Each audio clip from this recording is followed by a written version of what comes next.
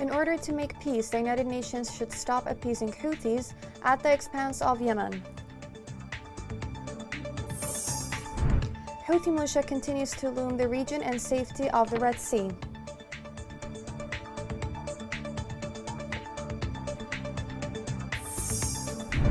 In their war against Yemeni children, Houthi militia prevents entry of vaccines into their areas.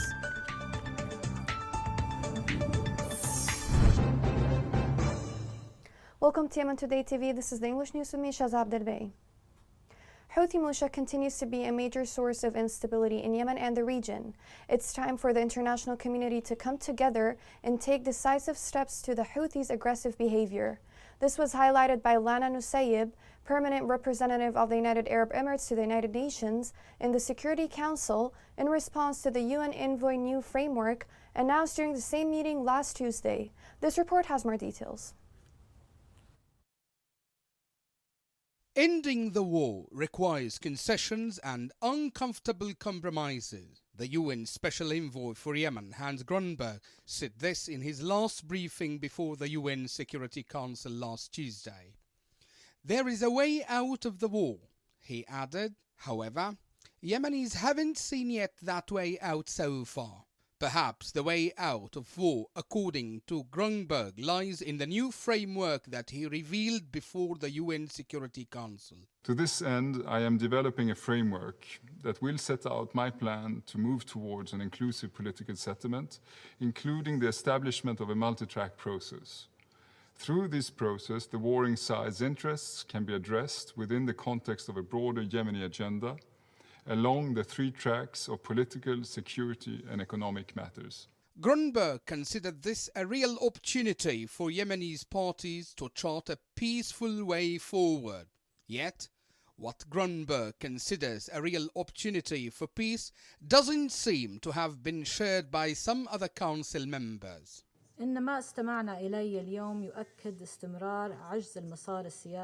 What we have listened to today affirms the failure of the UN-led political process.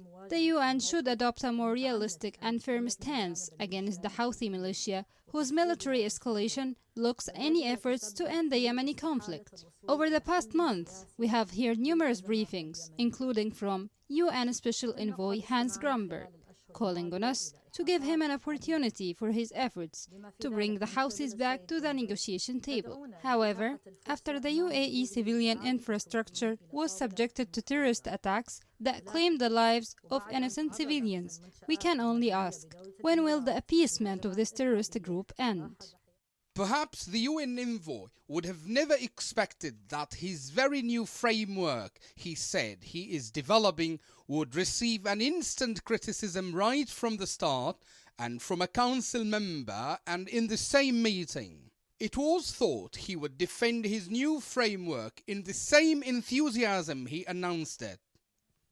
But nothing happened.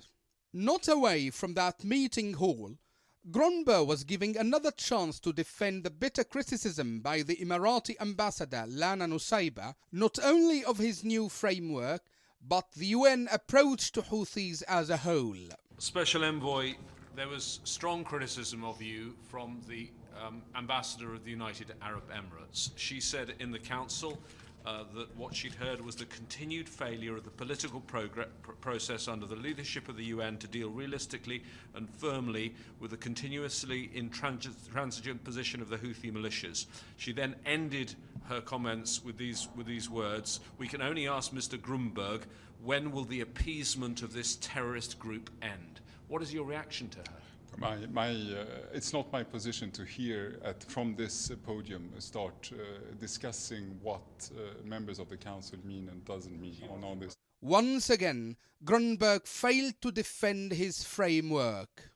Did he mean to be over-diplomatic as part of his job as a diplomat, or that is an established UN approach that the prestigious organization resorts to when faced with criticism? If the latter is correct, then appeasement of Houthi militia is a fatal mistake. At this point, the UN envoy may be reminded that it is with this clear-eyed attitude Houthis should be faced and that if he is to be different from previous envoys, then harnessing positions of strength, not appeasement, should be the way forward. The past few years have provided enough evidence that Houthis are not interested in a rules-based international order. Thus, for those working on bringing Yemen back into that fold, stronger approaches of the kind being advocated by the UAE and its regional allies will be needed. Informed sources revealed that a meeting was held between Al-Qaeda and Houthi leaders in a security headquarters in the capital Sana'a.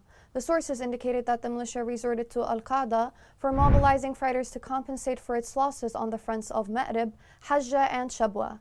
They indicated that the Houthi rebels and the terrorist Al-Qaeda group in Yemen are organizing to launch an attack against the oil and gas fields in Ma'rib. A report submitted by the Yemeni government to the UN Security Council last March provided information and confirmed intelligence about the close relationship between the Houthi militia and both Al-Qaeda and ISIS. The Houthi militia continues to carry out massive recruitment operations for children and school students in areas under their control. Local campaigns were launched in order to classify the militia as a terrorist group, noting in this regard the military escalation and the repeated attacks against citizens. This report has more details. The popular campaigns demanding the classification of the Houthi militia as a terrorist group continue with the continued crimes and violations committed by this group against Yemenis. Activists on social media confirmed on their pages that there is no dialogue with the terrorist militia, the use of guns and the lack of classification of the Houthi group as a terrorist organization made it enjoy the support of organizations and commercial parties that presented it under religious arguments and enabled this death group to control the humanitarian aid. Others tweeted that no dialogue with the Houthi militia crossing the battle of guns and military decisiveness is the right way to put an end to the danger to the homeland and the entire region, considering that any bargaining or truce with the Houthi militia will not be a waste of time and an opportunity for the Iranian-backed group to waste the blood of more deceived children and tribesmen. Politicians and activists have also written that the international community does not express its concern about the growth of terrorism, which does not lead to a conviction that keeping Houthi terrorism under the international umbrella as a political party in the presence of Brotherhood terrorism has given other terrorist organizations such as Al-Qaeda and ISIS an incentive to return and an umbrella to expand their spread. Observers believe that designating the Houthis as a terrorist organization is the most appropriate solution in Yemen after 7 years of truce with this increasingly violent and brutal group on the grounds that real peace will be in naming names by their names, classifying the militia as a terrorist group and working hard to rid the Yemenis in the areas under its control from its almost non-stop tyranny. Demands are growing for the U.S. to restore the Iranian-backed Houthi militia in Yemen to its list of designated terrorist groups. U.S. President Joe Biden is considering putting the Houthis back on the U.S. list of foreign terrorist groups 1 year after revoking the designation.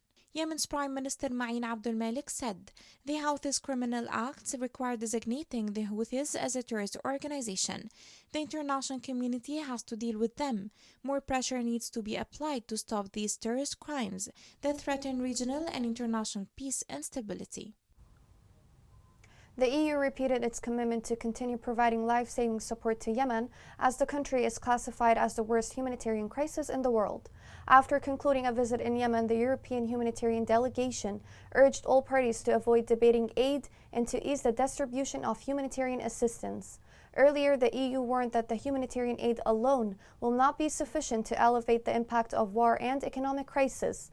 It stressed the importance of continuing political efforts aimed at a peaceful resolution and addressing the economic crisis of the Yemen. Since the start of the war in 2015, the EU has contributed more than 1.1 billion euros to respond to the crisis in Yemen.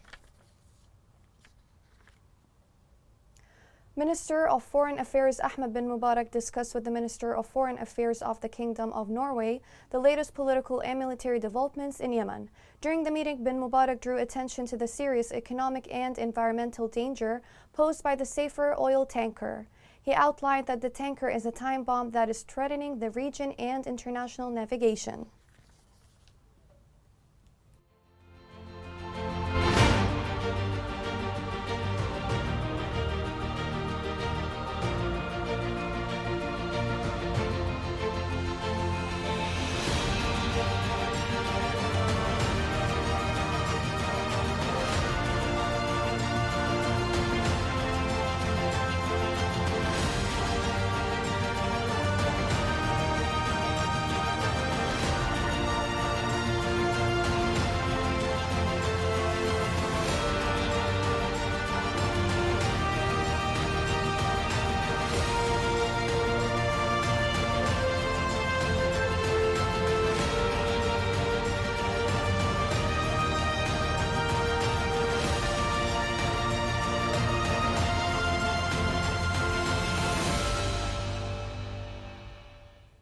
Still in Munich Security Conference, where the Minister of Foreign Affairs Ahmed bin Mubarak discussed with the President of the International Committee of the Red Cross the humanitarian interventions in Yemen.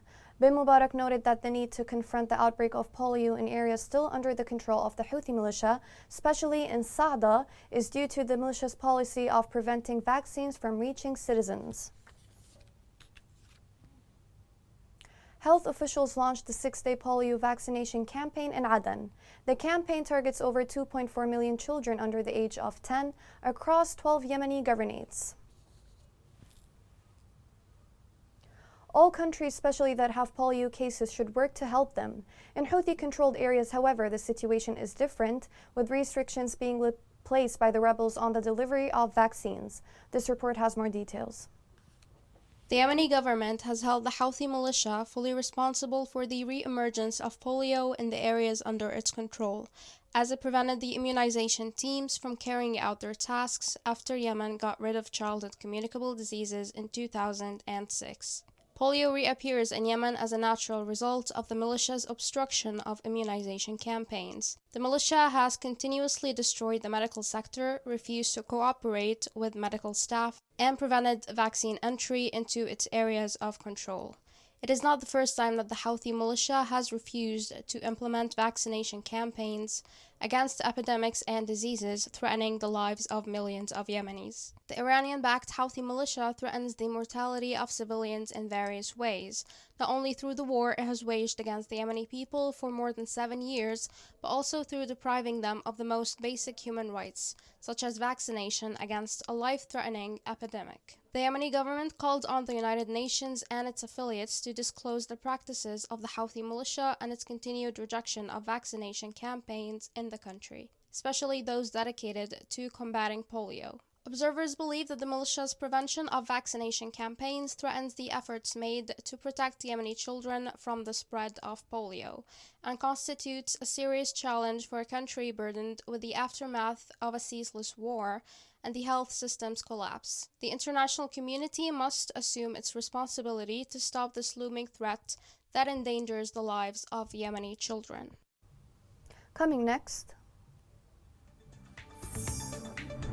In the time of war, people with disabilities strive to make a living.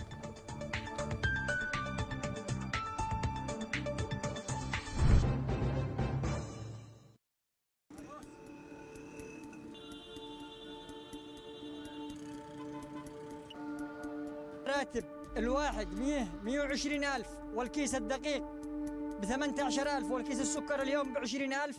كم يعني بيعطي هذا الراتب كامل كيس سكر وكيس دقيق؟ المواطن اليمني يعيش في أزمة إنسانية وغذائية مؤلمة من غلاء الأسعار وفحشة الأسعار وغلاء الصرف والعملة الأجنبية في البلد. حالتي الحين حالة لما ندب 12 كيلو ما نقدرش ناكل الأكل داخل ما احنا بحاجة صعبة.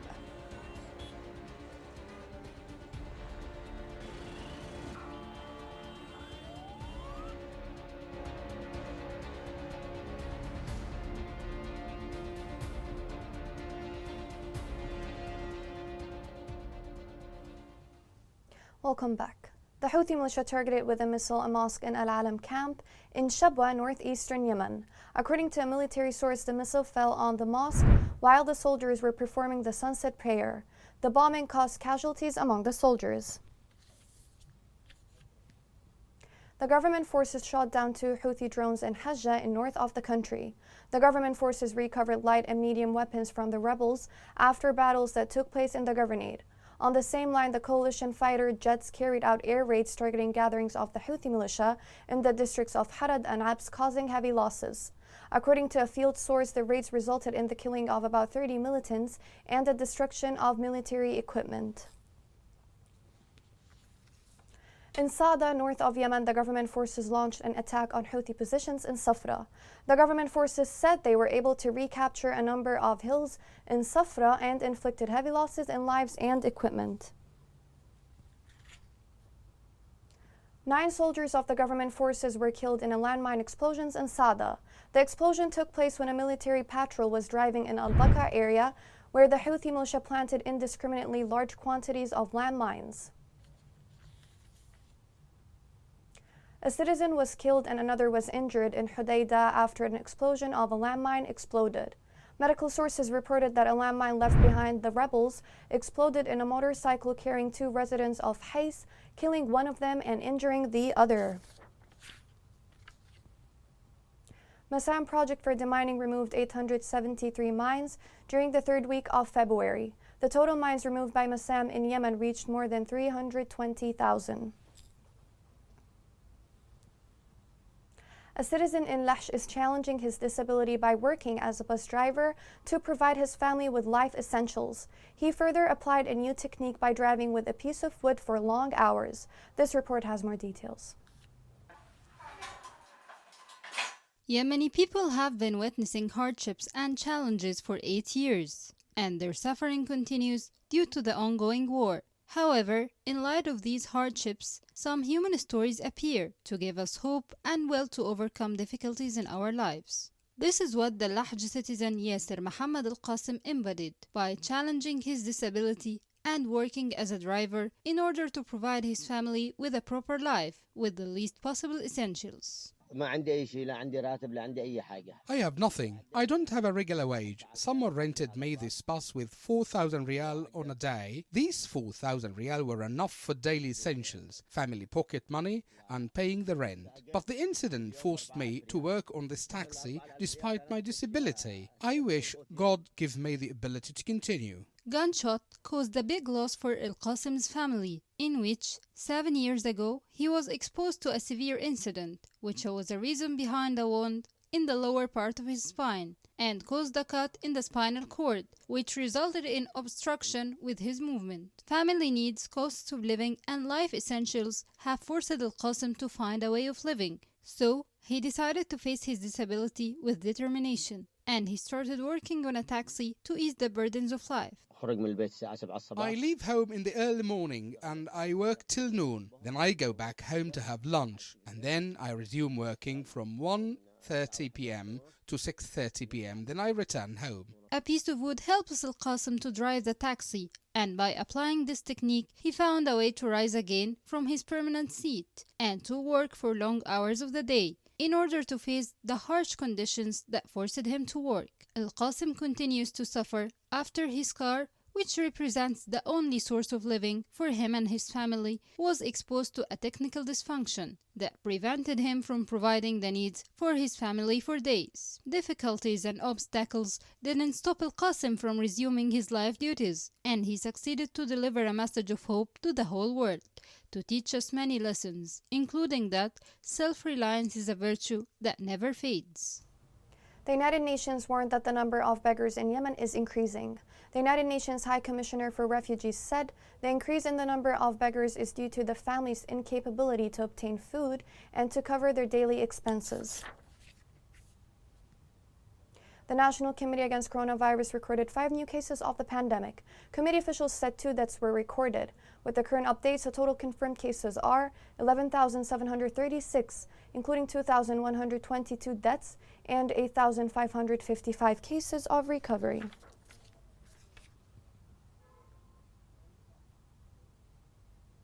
Here's a reminder of the main headlines. In order to make peace, the United Nations should stop appeasing Houthis at the expense of Yemen. Houthi militia continues to loom the region and safety of the Red Sea.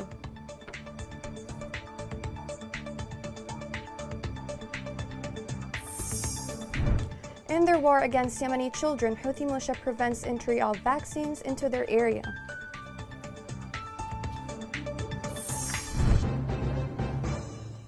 This is the end of the news. Thank you for watching.